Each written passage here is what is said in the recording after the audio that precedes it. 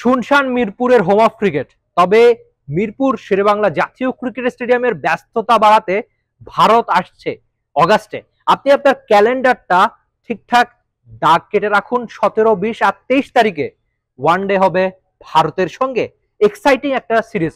বর্তমানে বাংলাদেশ ক্রিকেটের মাঠের ক্রিকেটে প্রবল প্রতিপক্ষ ভারত না হলেও এমন গ্যালারিতে দর্শকরা সবসময় বাংলাদেশ ভারত ম্যাচই দেখতে চায়। আইসিসি বা এসিসি ইভেন্ট ছাড়া ভারতের সঙ্গে বাংলাদেশ ওয়ানডে সিরিজ কিন্তু খুব একটা বেশি খেলে না, তবে ঘরের মাটিতে সেটা আরো কম। ভারত বাংলাদেশ ম্যাচ মানি তো বাড়তি কিছু। এবার ওয়ানডে ম্যাচের সঙ্গে যোগ হয়েছে 3টা টি-20। 2025 সালে বাংলাদেশ অনেকগুলো দ্বিপাক্ষিক সিরিজ খেলবে, তবে সবচেয়ে এক্সাইটিং সিরিজ কিন্তু ভারতের সঙ্গেই। এই মিরপুর হোম অফ ক্রিকেট আপাতত শুনশান, তবে সেই শুনশান কেটে যাবে অগাস্টের শুরু থেকেই। যেটা বলছিলাম যে 17, 20, 23 প্রথম দুটো ওয়ানডে ম্যাচ হবে মিরপুরের হোম অফ ক্রিকেটে। তারপর দলসহ ভারত যাবে চট্টগ্রামে।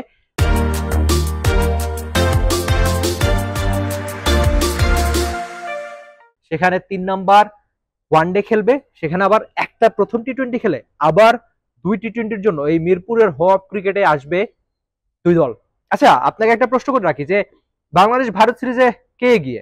ঘরের মাঠে বাংলাদেশ কিন্তু ভারতকে হারাতে সবসময় পছন্দই করে, সেটা সিরিজ হারাতে। আপনি হয়তো ওই যে মুস্তাফিজের বিস্ময় মাখা ওই সিরিজটার কথা মনে আছে 2015 সালে যেখানে জিতেছিল বাংলাদেশ, কিংবা আপনি হয়তো বলতে পারেন যে 2022 যখন ফুটবল ওয়ার্ল্ড কাপ চলছিল তখনও কিন্তু ওই সময়টাতে বাংলাদেশ মেতেছিল কিন্তু ক্রিকেটে, যেখানে এই হোম অফ ক্রিকেটে ওয়ানডে সিরিজটা বাংলাদেশ ঠিকই জিতেছিল। যদিও চট্টগ্রামে শেষ ওয়ানডে ম্যাচে বাংলাদেশ হেরেছিল, এবারও কিন্তু সেই চট্টগ্রামে একই রকম একটা ওয়ানডে ম্যাচ রয়েছে। বাংলাদেশ নিশ্চয়ই সেই ম্যাচটা জিততেই চাইবে, ইনফ্যাক্ট বাংলাদেশ পুরো সিরিজটাতে ভালো খেলতে চাইবে।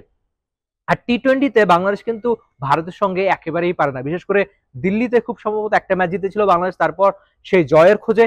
আর সবশেষ ভারতে গিয়ে দেখেছিলাম যে বাংলাদেশ টি-20 যে কতখানি ভারতের সঙ্গে পারে না সেটা আপনি হয়তো আপনার মনেই আছে, কেননা সেটা খুব বেশি দিনের কথা নয়। যে সিরিজে ওই যে মাহমুদুল্লাহ রিয়াদ অবসর নিলেন, সেই সিরিজে একেবারে 3টা ম্যাচই বাংলাদেশ দল ভারতের সঙ্গে পাত্তাই পায়নি। কিন্তু ঘরের মাঠে নিশ্চয়ই ভিন্ন কিছুই ঘটাবে হয়তো টাইগাররা, যেখানে হোয়াইট বলের ক্রিকেটে বাংলাদেশ সবসময় ভালো ক্রিকেটটা খেলে থাকে। আপাতত নতুন ক্যাপ্টেন, নতুন কোচ ফিল সিমন্স নিজেও লম্বা সময়ের জন্য টাইগারদের পরিকল্পনায় রয়েছে, 2027 ওয়ানডে বিশ্বকাপ পর্যন্ত রয়েছে। তবে ওয়ানডে সিরিজের সঙ্গে যেহেতু বাড়তি মাত্রা টি-20, বিসিবির সিইও নিজামুদ্দিন চৌধুরী সুজন নিজেও মানছেন যে এই সিরিজটা সবচেয়ে বেশি এক্সাইটিং এই ক্যালেন্ডারে। সেটা হয়তো আপনি দর্শক হিসাবেও মানবেন, কেননা ভারতের সঙ্গে বাংলাদেশের ম্যাচ মানেই তো বাড়তি উত্তেজনা। বিশেষ করে গ্যালারিতে যারা বসে খেলাটা দেখতে যাবেন তারা আগে ভাগে প্রস্তুতি নিয়ে রাখুন।